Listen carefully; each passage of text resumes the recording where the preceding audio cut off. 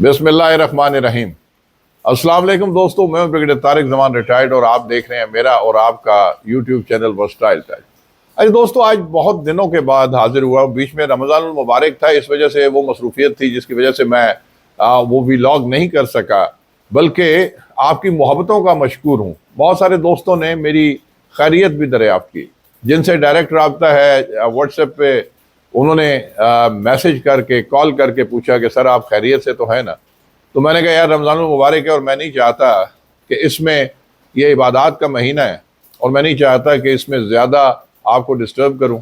आप भी बिज़ी हैं, मैं भी बिज़ी था। तो अल्लाह ताला हम सब की इबादत कबूल फरमाए और ये रमज़ान मुबारक जो गुजरा है इसको हमारे लिए, आपके लिए, सब के लिए, हम सब की फैमिलीज़ के लिए और पूरे पाकिस्तान के लिए मुबारक फरमाए। अच्छा दोस्तों, आज एक अहम व्लॉग लेके हाजिर हुआ हूँ। वो इसलिए कि मैं काफ़ी दिनों से सोच रहा था कि हमारे मुल्क में कहतुर रजाल यानी अच्छे आदमियों की कमी क्यों है। कहतुर रजाल तो नहीं कहूँगा, इसलिए कि अच्छे लोगों की कमी नहीं है। 23, 24, 25 करोड़ के मुल्क में माशाल्लाह अक्सरियत ही अच्छे लोगों की है। बदकिस्मती से अगर कमी है तो अच्छे पॉलिटिशियंस की, अच्छे सियासतदानों की, अच्छी लीडरशिप की वो फुकदान है। और मैं इस सिलसिले में एक वाक़या और सच्चा वाक़या तारीख में रकम है, उससे मैं आगाज़ करूँगा और फिर आगे चलेंगे।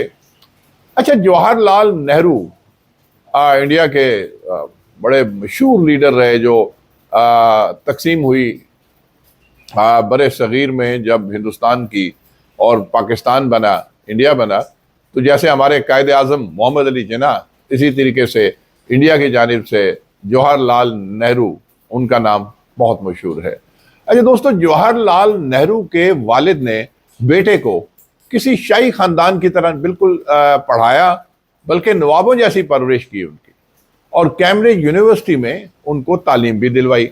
और जब वो बैरिस्टर बनकर हिंदुस्तान वापस आ गए तो उन्हें इलाहाबाद में अच्छे क्लाइंट्स भी लेकर दिए।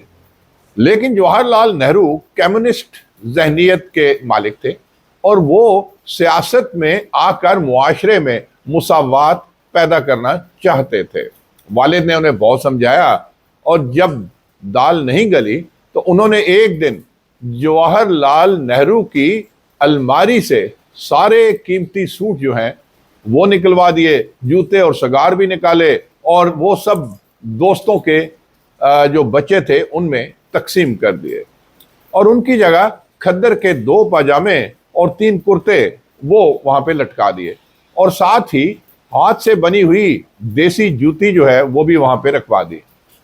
अच्छा, जवाहरलाल नेहरू के कमरे से उन्होंने सारा फर्नीचर भी जो है वो भी उठवा दिया और फर्श पर मोटी और खुरदरी एक चादर जो है वो बिछा दी। और उसके साथ साथ जवाहरलाल नेहरू के वालिद ने खानसामा को हुक्म दिया कि तुम कल से साहबजादे को जेल का खाना दिया करोगे, और उन्होंने बेटे का जेब खर्च जो है वो भी बंद कर दिया। अच्छा, जवाहरलाल नेहरू जब अपने कमरे का उन्होंने ये हाल देखा, वो वापस आए, कमरे का हाल देखा, तो रात को वो मुस्कुराते हुए अपने वालिद के पास गए। अच्छा, बड़े नेहरू वक्त जो थे उस वक्त अपने घर की स्टडी में टॉल्स्टॉय का नावल वॉर एंड पीस वो पढ़ रहे थे। अच्छा, बेटे ने पूछा कि बाबा आप मुझसे खफा हैं? तो मोतीलाल ने किताब से जो है वो नजरें उठाई और नरम आवाज में जवाब दिया कि मैं तुमसे नाराज होने वाला दुनिया का आखिरी शख्स हूँगा। अच्छा, छोटे नेहरू ने पूछा तो फिर आपने इतना बड़ा ऑपरेशन कर दिया, यानी उनके कमरे से सब कुछ उठवा दिया और वो सारा। तो वालिद ने इस पर बेटे से कहा कि साहबजादे, तुमने जो रास्ता चुना है उसमें जेल, भूख और ख्वारी के सिवा कुछ भी नहीं है। अच्छा, मैं चाहता हूं कि तुम आज ही से इन चीज़ों की आदत डाल लो जो इस रास्ते में तुम्हें पेश आने वाली हैं। और दूसरा ये कि गरीब के पास एतबार के सिवा कुछ नहीं होता, लिहाजा ये बहुत सोच समझ कर दूसरों पे एतबार करते हैं। तुम अगर आम आदमी की तरह बात करते हो तो फिर तुम्हें आम आदमी भी होना चाहिए। तुम इंग्लैंड के सूट और इटली के जूते पहनकर गरीब की बात करोगे तो तुम पर कोई एतबार नहीं करेगा। लिहाजा मैं ये नहीं चाहता कि दुनिया मेरे बेटे को मुनाफिक कहे। चुनाचे तुम आज से वही कपड़े पहना करोगे जो गरीब पहनता है, और तुम उतने ही पैसे खर्च करोगे जो गरीब की जेब में होते हैं। अच्छा व्यूअर्स, जवाहरलाल नेहरू ने वालिद की तमाम बात सुनकर उनका हाथ चूमा और फिर मरते दम तक खद्दर के कपड़े और देसी जूते ही पहने और गरीबों जैसा सादा खाना खाया। अब दोस्तों अपने मुल्क की जानिब आते हैं। ये वाकया मैंने सुना है, अब जरा अपने मुल्क की तरफ आए। अच्छा देखा जाए तो दरअसल कायदे आजम के बाद आज तक बदकिस्मती से हमारे मुल्क का सबसे बड़ा अलमिया जो है वो लीडरशिप का फुकदान है। पूरी दुनिया में लीडरों का ताल्लुक अमूमन बड़े घरानों से होता है और ये आला तालीम याफ्ता भी होते हैं और उनका ग्लोबल एक्सपोजर भी होता है। जैसे आप देखें ना कि कायदे आज़म मोहम्मद अली जिन्ना भी थे, वो ठीक है अच्छा पहनते थे, अच्छा खाते थे, अच्छे घराने से थे। तो इसी तरीके से मैं ये कहता हूँ कि जो डेवलप्ड कंट्रीज हैं, दुनिया में बड़े ममालिक के जो बड़े लीडर्स हैं वो अच्छे घराने से होते हैं और ये अंदर से रजे हुए भी होते हैं। मगर वो लोग जब सियासत में आते हैं तो वो सादगी और गरीब परवरी का तोहफा या एहसास साथ लेकर आते हैं और ये वो लोग आम लोगों की तरह सिर्फ बातें ही नहीं करते बल्कि आम आदमी की तरह नजर भी आते हैं।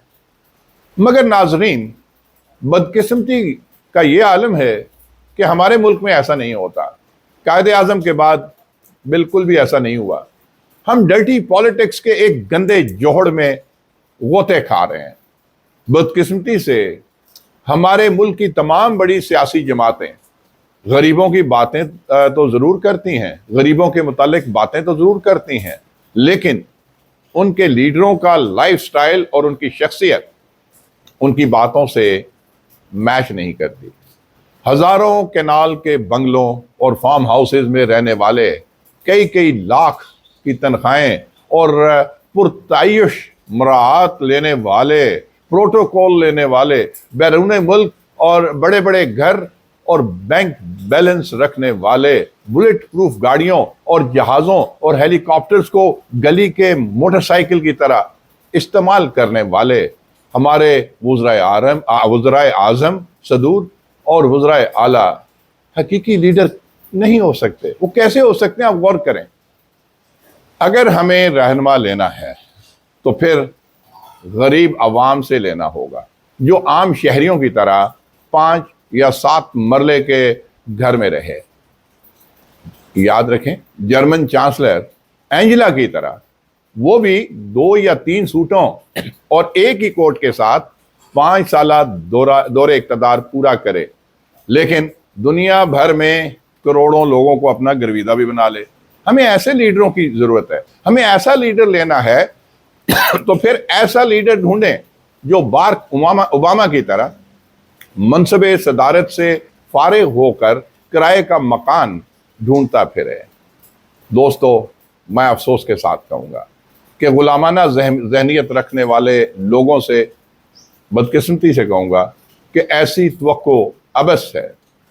हमारे लीडर महंगे तरीन अमेरिकन ब्रांड्स पहनकर हमें गुलामी से निजात दिलाने की बात तो करते हैं, लेकिन दुख के साथ कहूँगा कि हमारी किस्मत में ऐसे लीडर नहीं बल्कि धंधे वाले लोग हैं।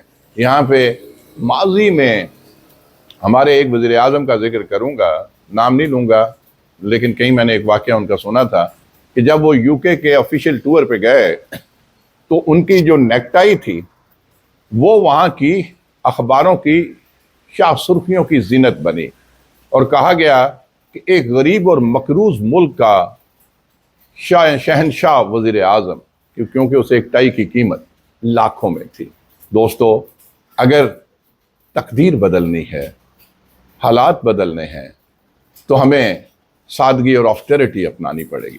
قائد اعظم محمد علی جناح کی ایگزامپل تو ہے، میں نے جواہر لال نہرو سے شروع کیا، لیکن قائد اعظم محمد Ali Jinnah was an example کہ وہ کابینہ کی پہلی میٹنگ جب ہوئی، وہ گورنر جنرل آف پاکستان بنے، تو اس وقت ان کے جو اے ڈی سی تھے انہوں نے پوچھا کہ سر وہ لے کے آئے، لسٹ لے کے آئے کہ سر وہ جو لوگ آ رہے ہیں تو ان کے لیے ٹی بریک یا ریفریشمنٹ چائے کے ساتھ کیا کیا بندوبست کیا جائے۔ تو قائد اعظم نے نظریں اٹھا کے ان کو دیکھا اور کہا کہ یہ لوگ اپنے گھر سے چائے پی کے کیوں نہیں آتے، اس پہ ہم اتنی فضول خرچی کیوں کریں؟ تو آج آپ دیکھیں کہ آپ کے وزیر اعظم ہاؤس میں افطار، جہاں بھی جو بھی آئے، افطار ڈنرز کے اوپر اور کیا کیا نہیں ہوتا۔ دوستو، ایسے تقدیریں نہیں بدلا کرتی قوموں کی۔